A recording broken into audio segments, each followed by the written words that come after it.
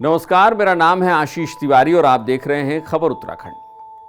उत्तराखंड कांग्रेस में प्रदेश अध्यक्ष की कुर्सी पर गणेश कुदियाल के आने के साथ ही एक और महत्वपूर्ण फेरबदल हुआ है और वो ये है कि हरक सिंह रावत की कांग्रेस संगठन में सक्रिय वापसी हो गई है। ये खबर सुनने में जरूर बिल्कुल सीधी लगती है, लेकिन सच यही है कि सूबे की राजनीति में अगले कुछ महीने बेहद दिलचस्प होने वाले हैं। कैसे, ये बताएंगे आपको इस वीडियो में, लेकिन आगे बढ़े इससे पहले अगर आपने चैनल को अब तक सब्सक्राइब नहीं किया है तो चैनल को सब्सक्राइब करना और बेल आइकन दबाना बिल्कुल ना भूलें, ताकि आप तक हर वीडियो सबसे पहले पहुंचे। दरअसल 2022 के विधानसभा चुनाव से ठीक पहले कांग्रेस ने एक बड़ा दांव चलते हुए अपने से बिछड़े दो नेताओं की, या कहिए कि दो बड़े नेताओं की पार्टी में वापस एंट्री करा ली। ये दो नेता थे यशपाल आर्या और हरक सिंह रावत। हरक सिंह रावत अपनी बहू अनुकृति गोसाई का चुनावी टिकट साथ लेकर कांग्रेस में आए।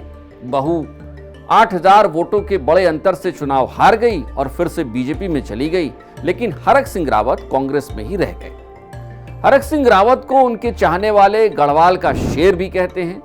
पौड़ी और आसपास के इलाकों में उनकी अच्छी राजनीतिक पकड़ बताई जाती है।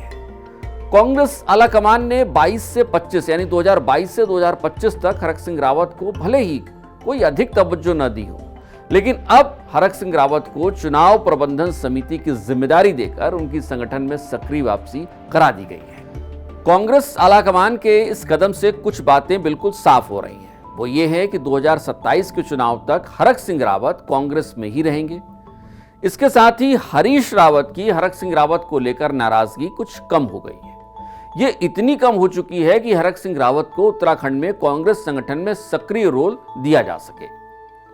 हम यहां खास तौर पर हरीश रावत की नाराजगी का जिक्र क्यों कर रहे हैं, इसे समझना जरूरी है। दरअसल हरीश रावत की सरकार गिराने और कांग्रेस में बड़े पैमाने पर तोड़फोड़ के सूत्रधार हरक सिंह रावत ही थे। ऐसे में हरक सिंह रावत को लेकर हरीश रावत के मन में गहरी नाराजगी बनी हुई थी। फिलहाल लौटते हैं मौजूदा दौर में। कांग्रेस की राजनीति पर सक्रिय भूमिका में लौटने के साथ ही हरक सिंह रावत ने अपने पुराने तेवर एक तरीके से फिर से दिखाने शुरू कर दिए हैं। हालांकि ये सूबे की मौजूदा सियासत में कितने कारगर होंगे ये वक्त बताएगा, लेकिन ऐसा लगता है कि अब उत्तराखंड में कुंडलियों को खोलने का दौर शुरू होने वाला है। दरअसल चुनाव प्रबंधन समिति की कमान मिलने के बाद जब हरक सिंह रावत से मीडिया ने बातचीत की तो हरक अपने पुराने तेवरों में लौटते दिखे।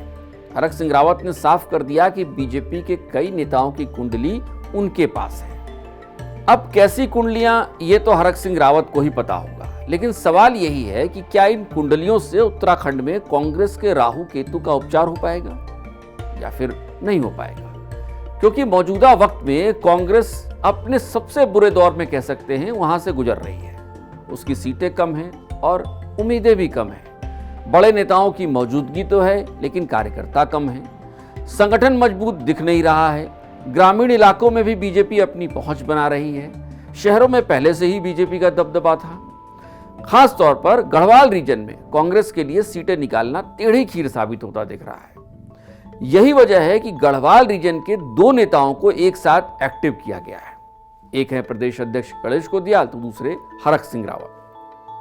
अब हरक सिंह रावत को गढ़वाल रीजन में लैंसडाउन से लेकर कोटद्वार, रुद्रप्रयाग से लेकर पौड़ी तक के सियासी तापमान का अंदाजा है। वो बेहतर तौर पर यहाँ की राजनीति को समझते हैं। कौन कितने पानी में है ये हरक से बेहतर कौन समझता होगा। लेकिन मूल सवाल यही है कि मौजूदा दौर की राजनीति में ये सियासी कुंडलियों की महारत कितनी मददगार साबित होगी।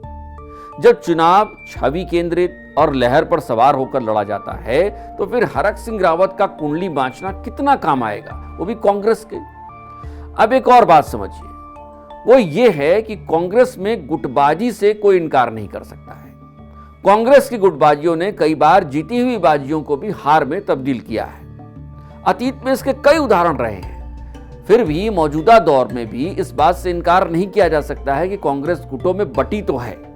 प्रीतम गुट है, हरीश रावत का गुट है, यशपाल आर्या का अपना गुट है, हरक सिंह रावत के भी अपने समर्थक हैं। ये सभी एक ही कांग्रेस की जैसे अलग अलग शाखाएं हैं। चुनाव करीब आते ही टिकट मांगने वालों के गुट भी अपने आप उभर आते हैं, सामने दिखने लगते हैं। ऐसे में कांग्रेस की जगह अनेक कांग्रेस दिखने लगती है। अब सवाल यही है कि ये अनेक कांग्रेस एक होकर चुनाव लड़ेगी कैसे।